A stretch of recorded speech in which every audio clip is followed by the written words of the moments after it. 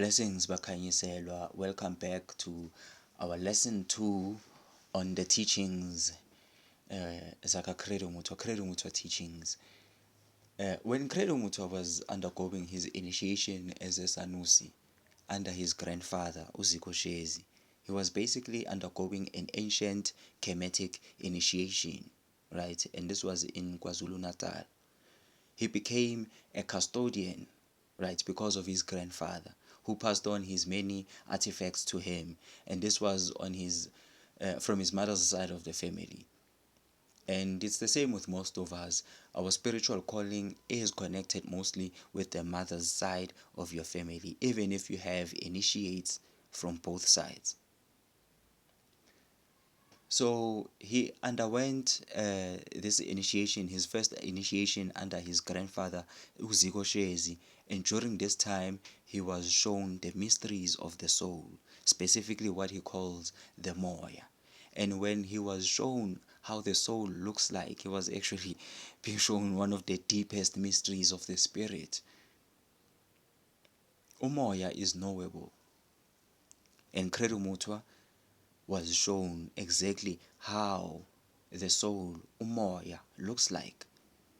After that, he was told to relate what he saw to his fellow initiates, and then he was given enlightenment about the visions that he saw. And indeed, this is how high initiation is. It is oral and it is experiential. The elders will explain things to you, and then they will make you experience those things, or vice versa. They will make you experience the mysteries of the spirit first, and then they will give you the explanation of what you just experienced. So I don't know if we should go with the short version of the story or the long one, but yeah, I think we should go for the short one, which is recorded in Zulu Shaman, where he says there are two souls, right?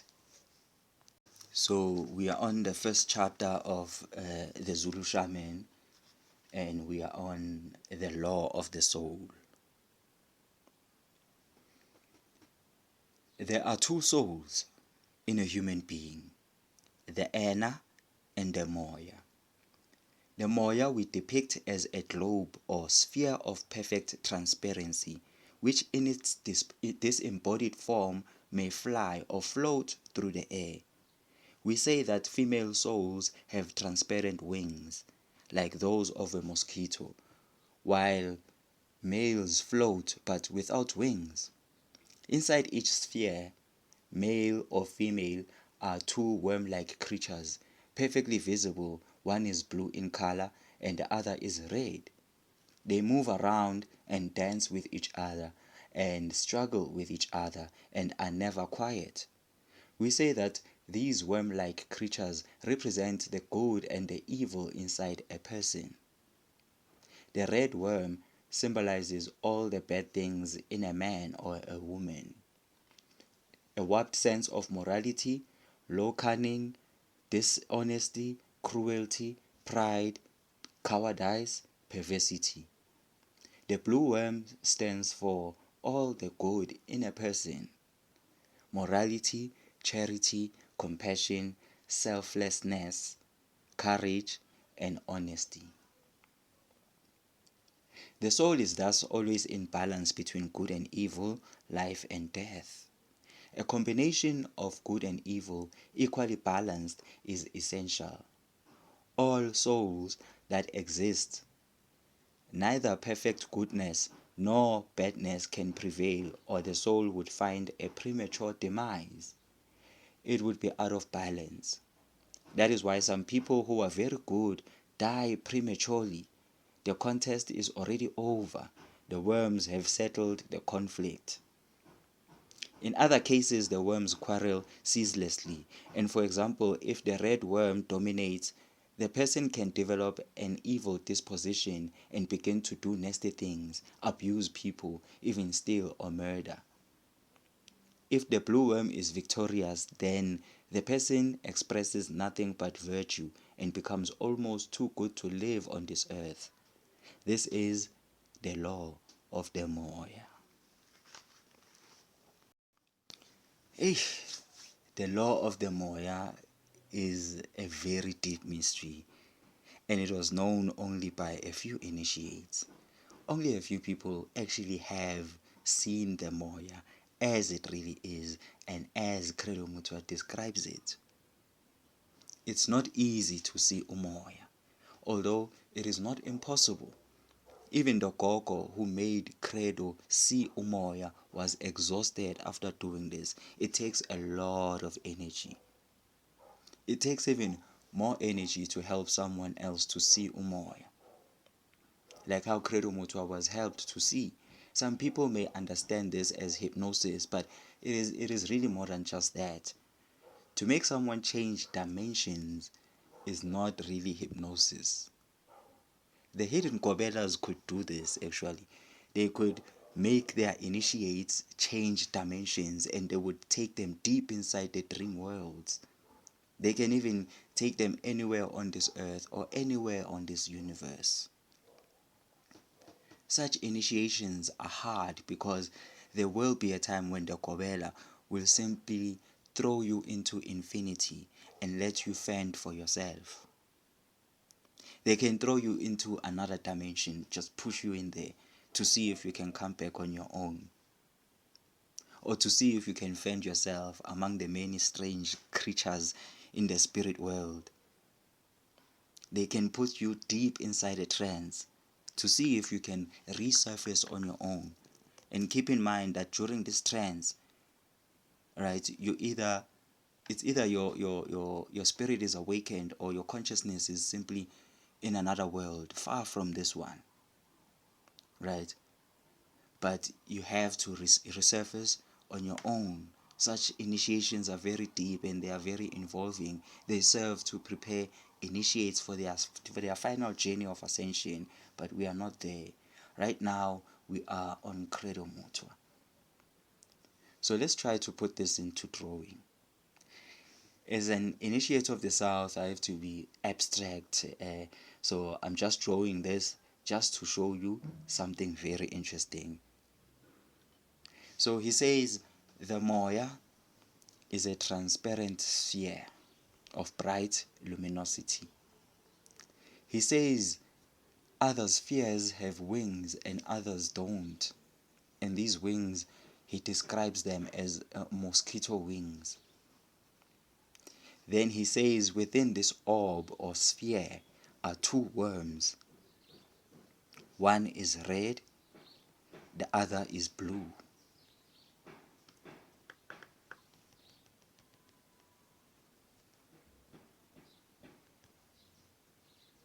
The blue is basically the good worm, and the red one is the bad worm. Hey, as yeah, umkhulu mara, yeah. So this is how your Moya looks like in drawing, and such knowledge was not only kept orally by the hidden ones, but this knowledge was stored directly in the spirit realms or in the Akashic realms. Whereas in Egypt, they materialized this knowledge by putting it in drawings and in writings. As a result, this is what they did, and this is what they came up with. They represented it and they put it in public for all to see. This is the same thing that Bab Credo Mutwa was talking about. It is the exact same image. This is a glowing sphere. And these are the wings he told us about. And right here, you have the two worms that he saw, which are depicted in this case as serpents. This is enough to prove that we cannot separate the mysteries of Kemu from the mysteries of Southern Africa. We cannot understand Kemu unless we understand the mysteries of Isintu. We cannot study Kemet without studying the mysteries of the southern parts of Africa. The knowledge that was kept esoteric in the south was materialized in Kemet. Right? And among the many paintings that we see in Kemet, some of them are not symbols, but direct representations of what initiates saw when they were looking at the world through their first eye or third eye. Initiates would draw or paint or find a way to represent the things that they saw, not only through symbols, but through direct representations. And yet, to those who cannot see, they will think these are just symbols. And there you have it, the depictions of umoya, as described by Abakhanyiselwa in the south. So when we look at this winged disc over here, we see that it is exactly as Bab Credo Mutwa described it. And now the two worms are also here. These two worms, which are depicted as serpents, do have names in our different languages. In Pedi, they call them Rabupilo and Ralihu. In Zulu, they are Unompilo, Nosofi, or even Ulusifa. Right? The words Lucifer and Sophie are actually Bantu words. It's just that they are written differently. Sophie is Sophie, which means Lord of Death. Lucifer means Lord of Death. And this is a Bantu interpretation, a Bantu word. The red worm is Ralihu, Lord or Father of Death, and the blue worm is Rabupilu, Lord or Father of Life. Even in Kemu, they depicted the snakes with red and blue colors. So basically, when you are good, you feed the blue worm, Rabupilu. When you are evil, you feed the red worm, Ralihu. This is a simple way of talking about it. It's a simple way of talking about very complicated and mysterious things. Credo Mutwa says we must learn to balance the two worms. One must never be too evil and never be too good. Evil people live miserable lives and good people die young. But the balance between these two forces is what really sustains life. And as individuals, we have our good side and we also have our evil side. We have the God self and we have the devil self, right? And we must learn to balance these two sides of ourselves. On the other hand, even Credo Mutwa does say that these are the mysteries of life and death. And we can say that there's something in us that makes us die. And at the same time, there's something in us that keeps us alive. People say, Umoya is the one that keeps us alive. And yes, it's true. But more specifically, within the Moya, there are two features. One feature keeps us alive, and the other one is slowly killing us. These two features are Ralihu and Rabupilu, and every day is a continuous battle between these two forces. In fact, in Indaba My Children, Bab Credo Mutwa talks about the ferocious battle between heat and cold, a battle that sustains everything, a battle that should never stop. This is the same battle that is happening inside your soul right now, every day, whole day.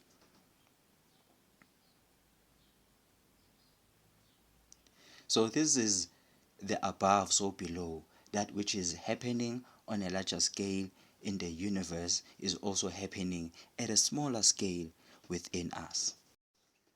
This knowledge is very important. As you can see, it was known by the hidden ones here in South Africa, and it was known by the initiates of Egypt. This is how your soul, umoya wako, looks like. And these are the features of your soul. Right? There's definitely much more to say about this. It is a very, very important teaching. And if we're gonna expand on this teaching, we must go beyond what Credo Mutwa has given us. So that on its own will be a different video. It won't be under the teachings of about Credo Mutwa. But yeah, we'll make sure that we update you on that. For now, we've come to the end of our lesson 2. Be sure to join us on our lesson 3 next time. Ciao. Do like, do subscribe, do share.